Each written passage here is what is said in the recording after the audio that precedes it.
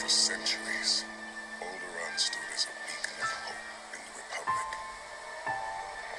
But the Empire came. I have chosen to test this station's destructive power on your home planet of Alderaan. Peace while you suffer. The Emperor drowns you in black waters.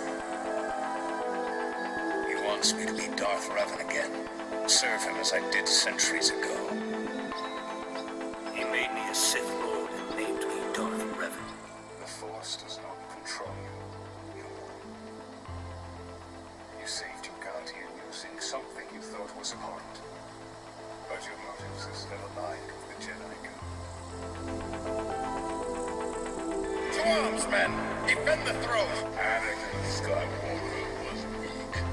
I destroyed him. He was weak and foolish, like his father. So I destroyed him. Master Windu, you have fought gallantly. Worthy of recognition in the archives of the Jedi. It is finished. To them it is.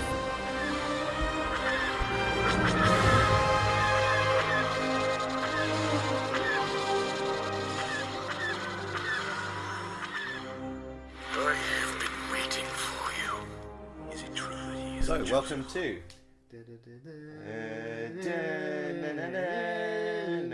I don't know which one we're doing. Oh.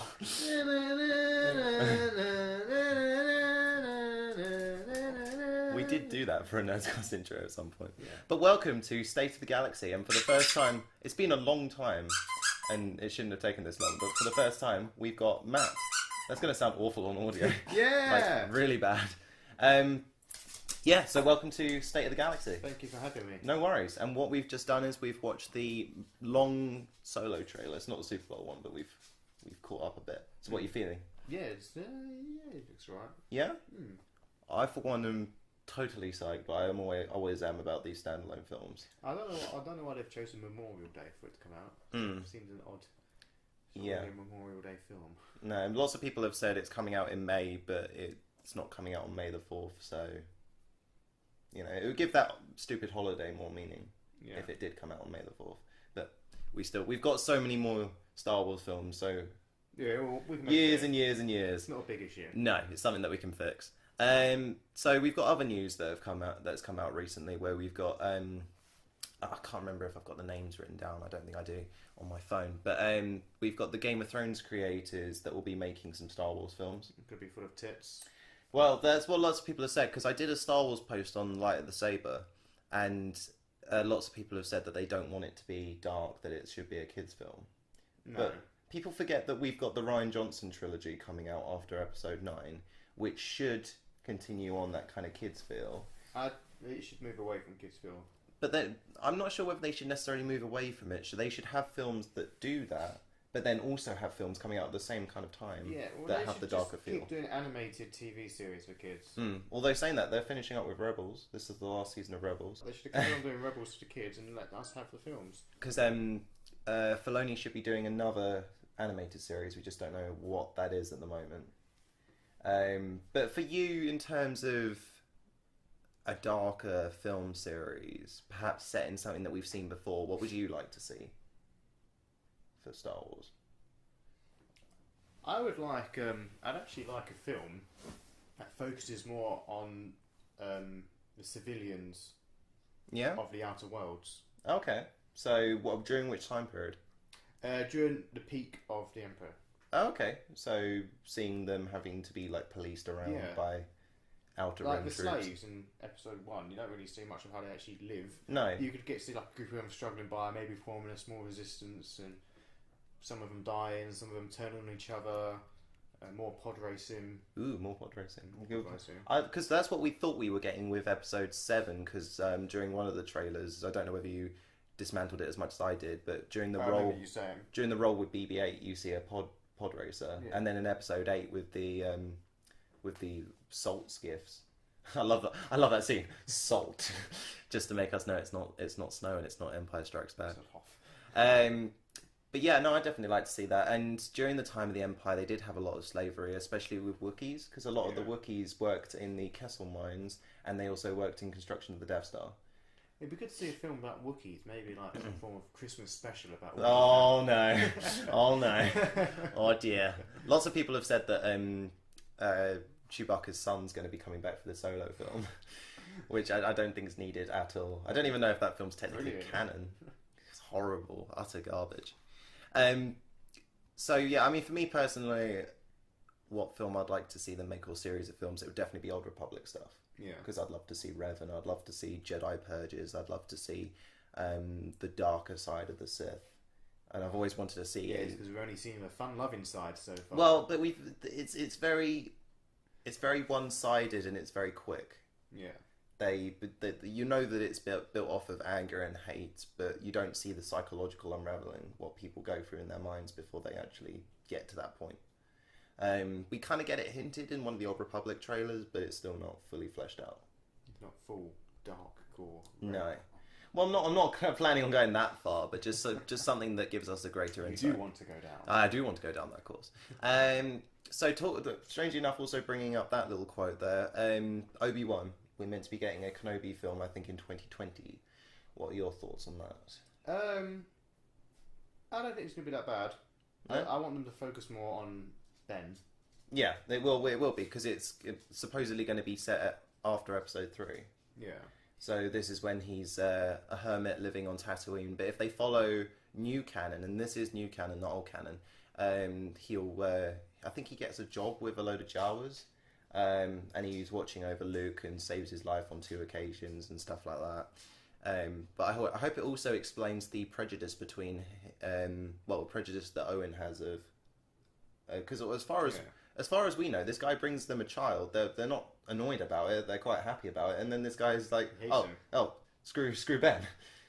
I reckon it's just because Ben's going to bring death and destruction. He's going to turn Luke into a Jedi, and Luke's going to have to get out of that path and perhaps risk life.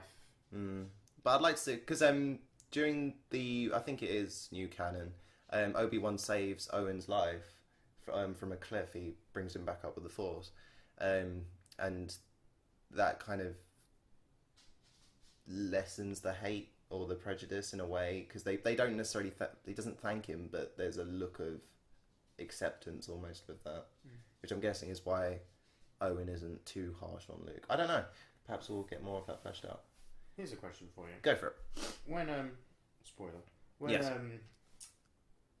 Luke dies in the last film, and he dematerializes, flies away. What happens to his metal arm? Clang. I'm not too sure, because it's weird. With A New Hope, it shows Obi-Wan disappearing, but not all of his clothes fall to the ground. It is just his robe. Yeah. And his saber. I'm not too sure. So is he going to be a ghost with a stump? Hello. Does he have his old hand back? Or... I mean, this is assuming that we get a Luke ghost at all. I'm really scared about what they're going to do with this 9th film, because apparently Daisy Ridley doesn't want to be in any more Star Wars films, so this is going to be the last one for her, which is a rather quick one for her. So they're going to have to round off that trilogy with them. Don't know how they're going to do it. I mean, they've already killed off a fairly big character. I have my theories that Snoke's still alive, and I've got a bit of evidence for it. But lots of people have retconned that and just said, fair enough. He gets about the same amount or a little bit less time than the Emperor did, and you're like, oh, but he gets killed off almost immediately. But the Emperor kind of did. You see him in a hologram, if we're just talking about original trilogy, you see him in a hologram. You see he gets about 10-15 minutes of screen time, and then he gets thrown down the exhaust shaft. But at least he got some epicness in 1, 2, and 3. But do we really want another prequel series which gets to should... justify more about Snoke? They should have let Snoke do a bit of fighting at least. Yeah. I mean, even with Palpatine... See, I don't know, because I don't know if you noticed, but they actually used the Emperor Palpatine music when he's holding Rey. So I liked that, and I liked how powerful he came across. I just wasn't happy because we'd spent so much time. Because when the original trilogy came out, I wasn't old enough to appreciate it. I wasn't on this earth for most of it. So I didn't have that expectation. But now I do with these new films coming out, and I have to wait, and then all the theories are produced. And I know that's purely the fault of the fans, but the theories are produced, and then we all get proven wrong when this character gets chopped in half. It seems a bit anticlimactic. So I'm trying my best to keep my theories light-hearted for this new film. Fair enough. But let's talk about some of the elements that we liked about Star Wars Episode 8. Because I think it was Guy and I tore it apart a bit. Harrison also dropped into some of the bad side. So let's talk about some of the good stuff in Star Wars Episode 8. Okay, so favourite scene. There's always an easy one to go with. There are two. I do like when they're fighting the Praetorian Guards. Yeah. I like that scene when they're fighting together, and that was pretty cool. Visuals were nice. Choreography for the fight was very impressive. I love their laser swords. That was pretty cool. Did you notice the Iron Man reference? Yes. That was, with the wrap up tail whip thing. That was I saw it the first time. I was the Iron Man too. Oh god, those photon swords. Yeah. Oh, damn. But I also liked the Holdo sacrifice scene as well with the hyperspace jump. I thought that was very impressive. No, the thing I like about the fight scene is at the end when you finally think, oh, they're going to join forces. Yeah. And it's suddenly, no, now we can be evil together without no one else. No, I thought we were going to be friends. And then the Skywalker saber takes a bit of a knock. Yeah. So who knows whether Rey will even wield a lightsaber in Episode 9. It should just be a gun-flinging lunatic. Perhaps. I'm glad Finn didn't pick up a lightsaber.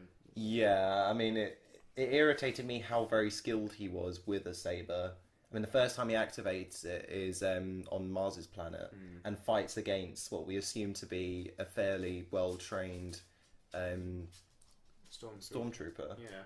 I mean, you can argue that he's well-trained as well, but he certainly isn't trained to hold a blade that has no weight. No, because he was only ever a gunsman, really, wasn't he? Yeah, and then he worked in sanitary, which also raises the question why he was sent on that mission and all of that stuff, but, yeah. Diversity.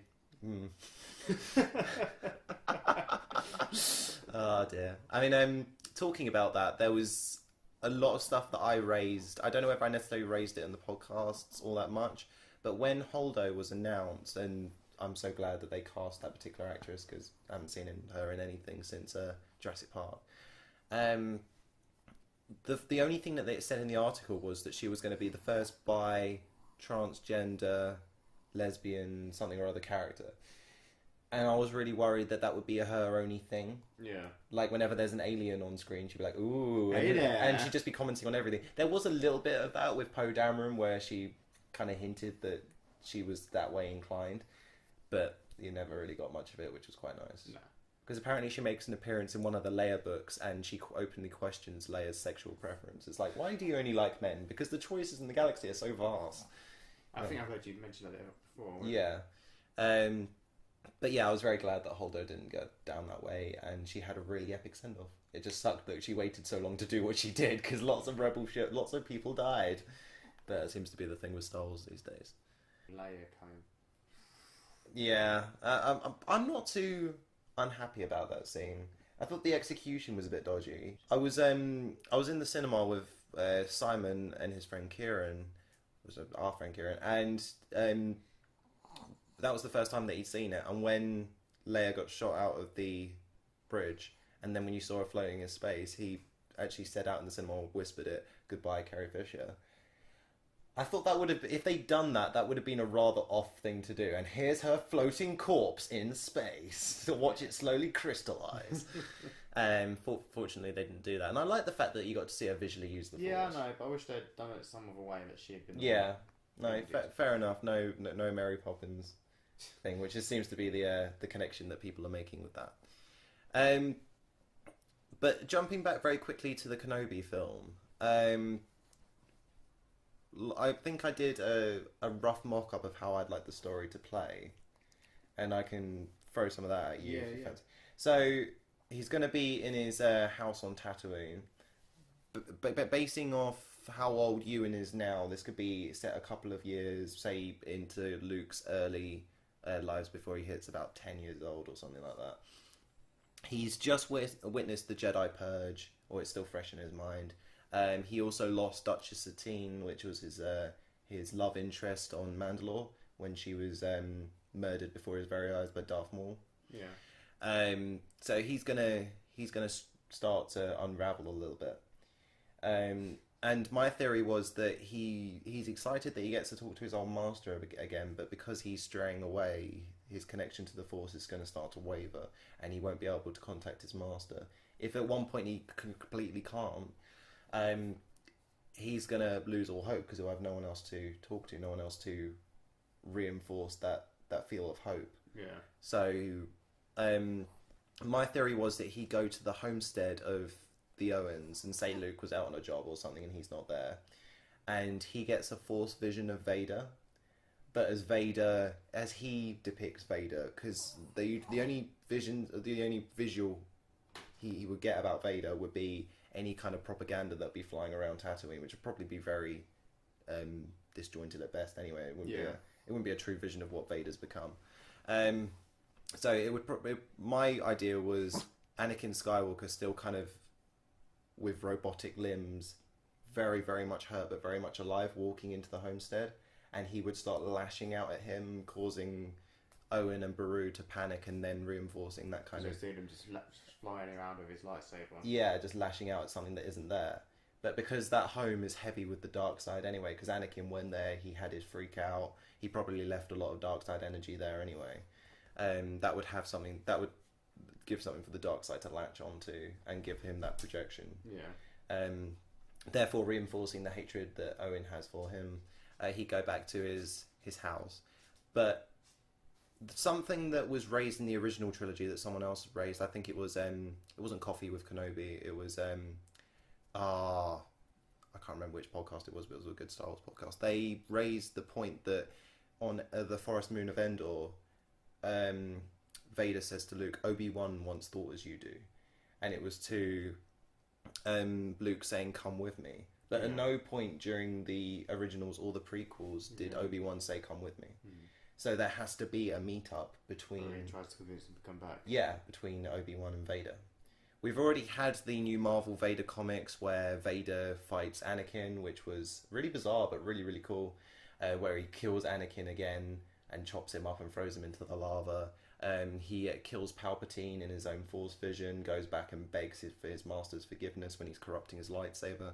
Because I don't know whether you know now, but lightsaber red crystals are created by bleeding a current Jedi crystal, which means you pummel it with your dark side energy and it changes its... You make it cry, essentially, and it then changes into a red synthetic crystal.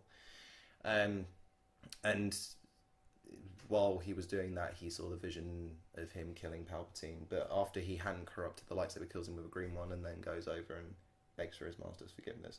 So there's a great deal of possibility that they could work off some of that and have, if not a physical confrontation, something within the Force. Yeah, well, it could be like a Force vision or something. Yeah, because it was in Empire, you got kind of like a Force connection between Vader and Luke when they're trying to escape on the Falcon. Yeah. And he says, come with me. But yeah, so what do you think? Do you think that can make a film? Because like, I've said this to people before, and it's like, that doesn't really look like much of a film. I think it could. I think if they do that, there'll only be a small part of it. Because there'll be a lot more. I mean, Obi-Wan seeing Luke out and about. We could throw in some more cantina stuff. Yeah. Because he doesn't really... He knows that he's leaving Tatooine, which is probably why he brings out his lightsaber so in such a blasé manner. He doesn't really care that he's breaking his cover at that point. But leading up to that, he's probably going to be more stealthy. He won't do that so much. So he'll have to resort to other means in order to deal with disputes like that. Like a butter knife. Like a butter knife, or just something in the Force. Or just be all sort of mind tricks and... Yeah, but I'd love to... What about for the role of Obi-Wan? I feel like no one could play him other than Ewan. Yeah, but is he going to? He said, because loads of people have been asking him, I love it, whenever he does an interview or a con, he's doing it for something completely different. And then someone says, "What about Kenobi?" And he says, well, of course, he'd probably be under certain contracting, but he said, "No one's said anything to me yet, but I would be happy to do it should they come up to me." So he's fully up for the role. We've seen pictures of him working out, but that could probably be for either his own for his own personal pleasure or just for another film. It doesn't necessarily mean that he's doing that for Kenobi. And I think also they've asked, you're going to have to help me out with Liam Neeson. Yes. And I think he said that he would be happy with doing something for that. It could be Kenobi. Well, no, not for Kenobi, but for playing Qui-Gon Jinn. Yeah. Because I think they had him return in the Clone Wars when they brought him up as a Force Ghost, and that was really fun to see him come back for that role. But yeah, I definitely like to see a Kenobi film. Out of all the standalone films that we've had announced, even the possible Boba Fett film and any of the other standalone films, that'd be the one that I'm most excited about. It doesn't matter even if you don't see him use his saber. This is Obi-Wan Kenobi. Yeah, well, I think he probably will at one point, but not much. No. Do you think they'll bring back the Maul scene? Because I don't know whether you know about what happened with Darth Maul in the end. Do you want me to spoil it? Yeah. Okay, so you see Maul during Star Wars Rebels, and you find him on a planet known as Malachor. I think it's Malachor 5, and he's built himself up a little shrine to his hatred towards Kenobi and things like that. He's got the Darksaber, and he meets up with Ezra, and he long and short of it is that Kanan defeats him after being blinded, and you presume Maul to have fled the scene. Next, you see him. He boards a ship, and both Ezra and him try to break into Sith and Jedi holocron, supposedly merging them together in some way, gives them a projection of the future or the thing that they're after. So he sees, I think Maul sees Kenobi, and Ezra sees twin sons, and they see Luke.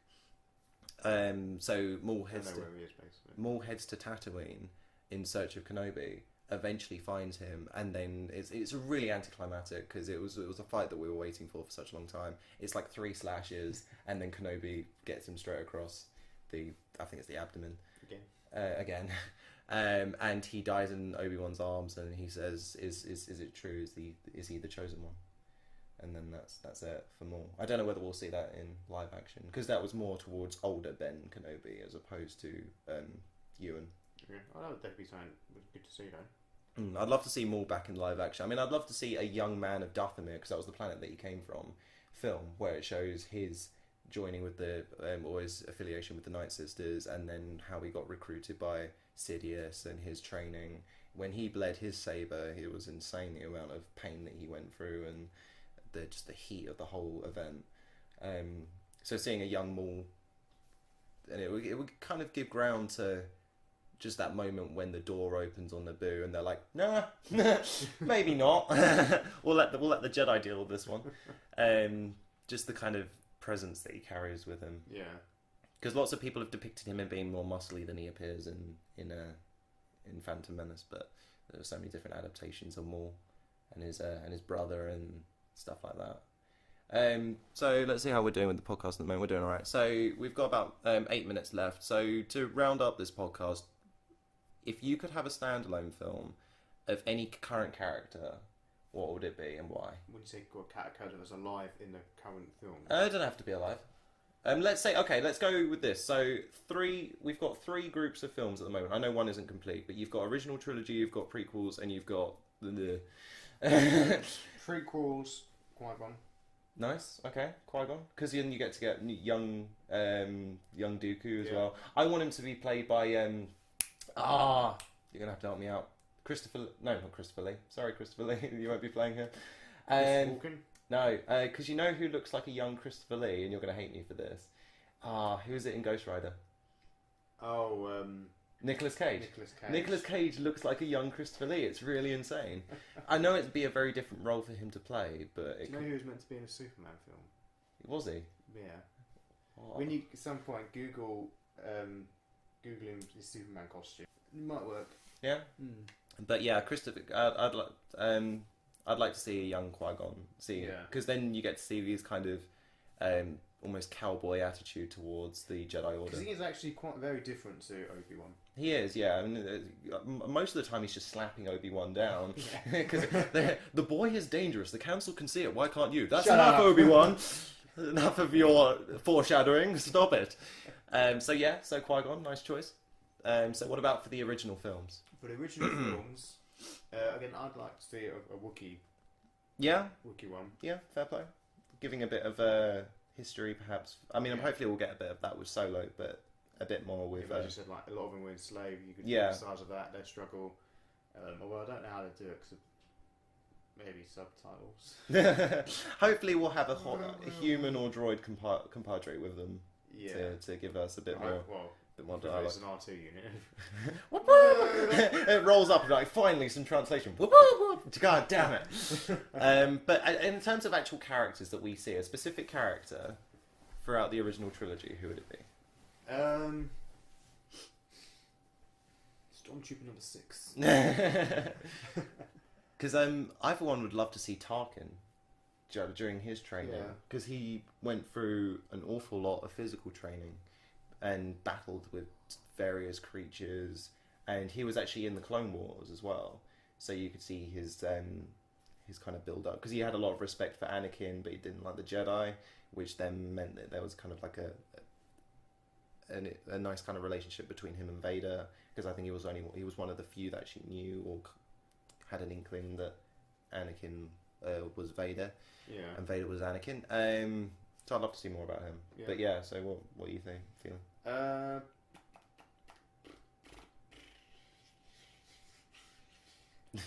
think it's a character which I want as a standalone film, which isn't already mentioned or... Yeah, because they are doing a lot of the old original stuff. I mean, Lando would be interesting. Yeah, but he's in Solo. He is in Solo. I suppose also... I mean, just any of the well-known Imperial officers, perhaps it could be as simple as the Star Destroyer mission goes wrong. Yeah. And they get boarded, and you see the Imperial way of dealing with it when there isn't a Sith Lord present. Yeah. So, new films. Well, definitely not Finn. So it's bad enough that... Did you know he's one of the most powerful people in the new Battlefront game? And this is with Luke, Leia, Han, Rey. That is utter wank. I know. There you go. I think it's the second most powerful. I think Leia might be the first, which is fair enough. Yeah.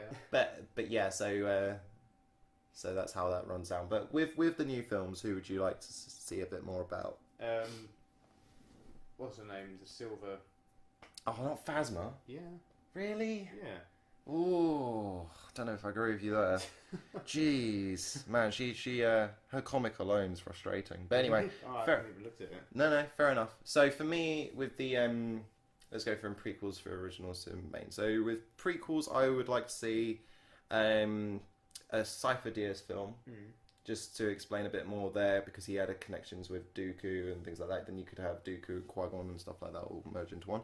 And with the original trilogy, it would be Tarkin. Yeah. And then with the newer films, that's just so much I don't like.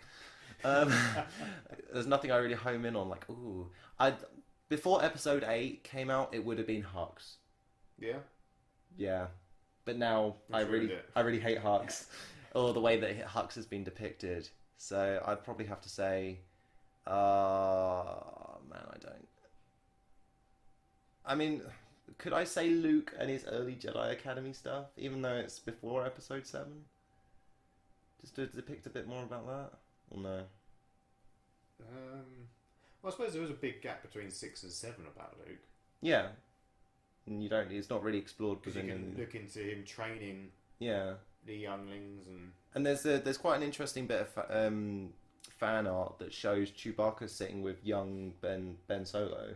And then he gets more and more distant, and then he's got to that point where he's got him in his aim of his bowcaster, and he's just like, no, I still kind of have affections for him. I'm going to shoot him in the around there as opposed to his head.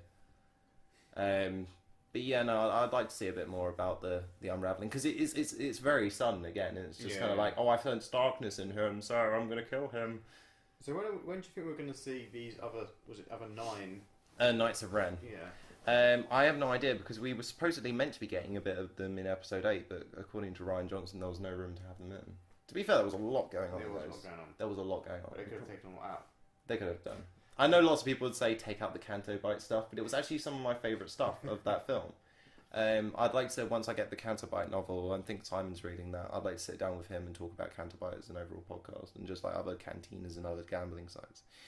But anyway, well, let's finish up this episode of State of the Galaxy. So thank you very much for joining me, Matt. So whether you are Jedi or Sith, Republic, or First Order, CIS or the old Galactic Republic, Rebel Scum or Empire, hope you all have a very good day, night, or wherever you are. May the Force be with you. Have a good day.